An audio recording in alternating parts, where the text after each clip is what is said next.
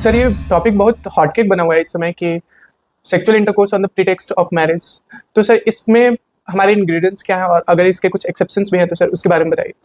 बिल्कुल ठीक बात है। आजकल ये हॉट टॉपिक बना हुआ है कि committing a rape on the pretext of getting married. तो यानी कि शादी का झांसा देके जो है रेप का ऑफेंस कमिट करा और शादी करी नहीं। तो आप ये समझिए इसके सबसे पहले 3 मेन इंग्रेडिएंट्स हैं। Firstly they should be promise to marriage, यानी प्रॉमिस करा होना चाहिए उन्होंने मैरिज करने का। Secondly the intention is to do a false promise, झूठा वादा, intention from the very beginning was not to get married. और तीसरा जो है ये जो प्रॉमिस करा गया just to obtain her consent, यानी कि डिसेप्टिव जो है कंसेंट ली गई है, डिसीव करके धोखाधड़ी देके जो है कंसेंट ली गई। ये 3 इसके इंग्रेडिएंट्स हैं। अब इसके 2 जजमेंट आप याद रख लें, एक्सेप्शंस में है। सबसे पहले Uday versus state of Karnataka और दूसरा है doctor Dhruvam Muralidhar Sonar versus state of Maharashtra. सबसे पहले Uday versus state of Karnataka में जो है कोर्ट ने, honourable supreme court of India ने इसके 3-4 एक्सेप्शंस बताए थे।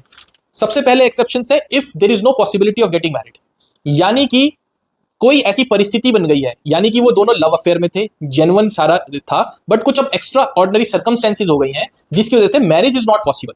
सबसे पहले तो ये है कि यानी कि prima facie there was no intention to not to do the marriage, but later on due to the external circumstances whatever the case में भी जो है वो शादी करने में असमर्थ रहे, तो that is not a marriage.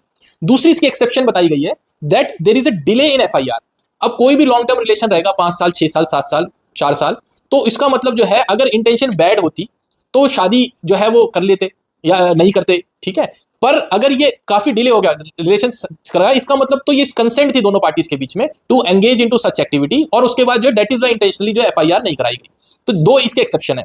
तीसरा इसका एक और एक्सेप्शन जो है, जो मैंने दूसरा जजमेंट बताया था मुरलीधर का, उसमें यह if the girl already know that the person is already married in such eventuality she is very well aware that marriage with her is not possible, यानी ऑलरेडी शादीशुदा है, किसी और के साथ शादी जो है उन्होंने रचाई हुई है, और आपके साथ दूसरी marriage without giving her the divorce is not possible. In such eventuality अगर उनको पता है कि मैरिड है, then also it cannot be said कि भाई मुझे फॉल्स प्रॉमिस कर दिया है और जो है मेरे साथ जो है ये सारी एक्टिविटी कर दी on the pretext of getting married. तो ये जो कुछ इसके एक्सेप्शन है। तीसरा जो है उदय में एक एक्सेप्शन और बताया गया है that it was part of love affair, और ये सारी चीजें हुई हैं। और जेन्युइन इंटेंशन और फॉल्स प्रॉमिस को इसमें बताया गया है कि इंटेंशन अगर पार्टी के कंडक्ट से ये पता चल रही है कि इंटेंशन बिल्कुल ठीक थी, अब कोई परिवार के चलते कोई और ऐसी एक्सीजेंसीज आ गई जिसके लिए जो है अब शादी करना पॉसिबल नहीं है, तो इन सच इवेंचुअलिटी इसमें कैटेगराइज करा है कि फॉल्स प्रॉमिस और जेन्युइन प्रॉमिस को कैटेगराइज कर।